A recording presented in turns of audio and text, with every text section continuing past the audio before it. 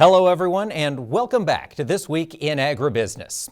It's cold across the northern Corn Belt, too cold to put any seeds in the ground, but it is a great time of year to think about how this growing season is going to go. Joining me now to talk about that is Jeff Moon. He's the Market Development Specialist with Corteva Agriscience. And Jeff, thanks for taking the time to talk with us today. You're welcome. Thanks for having us. Looking forward to our conversation. As you think about what growers need to have in mind before the growing season starts, Jeff, are there 5 key fundamentals that you think they need to have their eye on? I think we can break it down into a few categories here.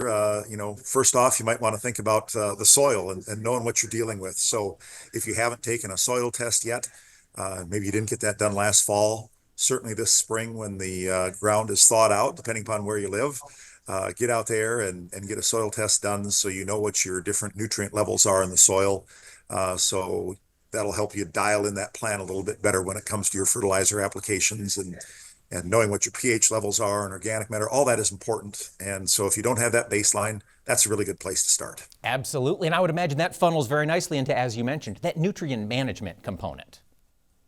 Yep. I think people certainly want to get the most out of their investment that they put out there in the soil. And so making sure that you're putting out the right amount of fertilizer, N, P, and K, but then also managing that and making sure that it's there when the plants need it. So specifically in corn, we think about nitrogen. Nitrogen is one of the more expensive investments that a grower will make in their corn crop. And we want to make sure they get the most out of that investment. And so protecting that investment with a nitrogen stabilizer like N-Serve or Instinct would be something to consider this spring, because in the spring of the year is when we can lose those nutrients when those spring rains come. And we want to make sure they're there when the corn plants need them. So we need to protect that investment so that we get the most out of that. Absolutely. And of course, those spring rains come, they flush nutrients. They also encourage weed seeds to flush out. Are you thinking about weed control this early? Absolutely. Growers should be visiting with their retailers about what they want to do this spring.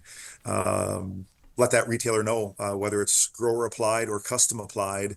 You want to make sure that your retailer has those products that you need on hand. And so by communicating here this winter, making those plans, that's the best way to do that.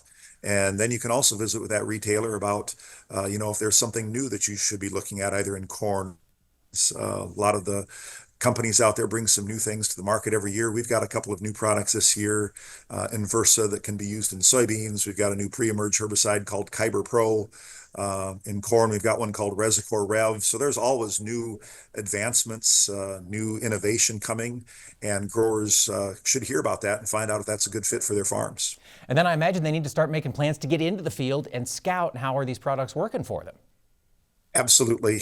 Keeping a good eye on what's going on out in your field is a great way to make sure that you're going to be successful. And so we want to make sure that pre-emerge herbicide program worked. We want to make sure those seeds came out of the ground and we've got a good stand out there.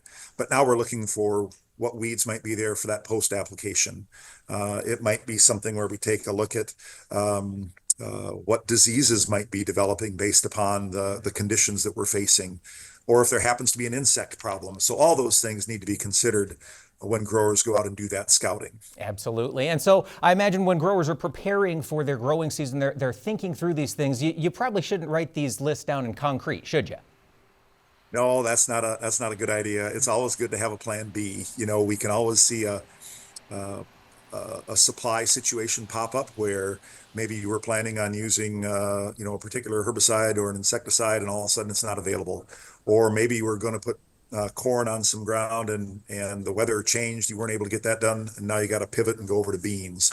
So it's always good to have a good plan B in place so that if Mother Nature throws you a curve, you can respond accordingly and still get your work done and be successful in 2025. That's what it's all about, building that success on your operations. Jeff Moon, Market Development Specialist with Corteva Agriscience. Thanks for talking with us this week.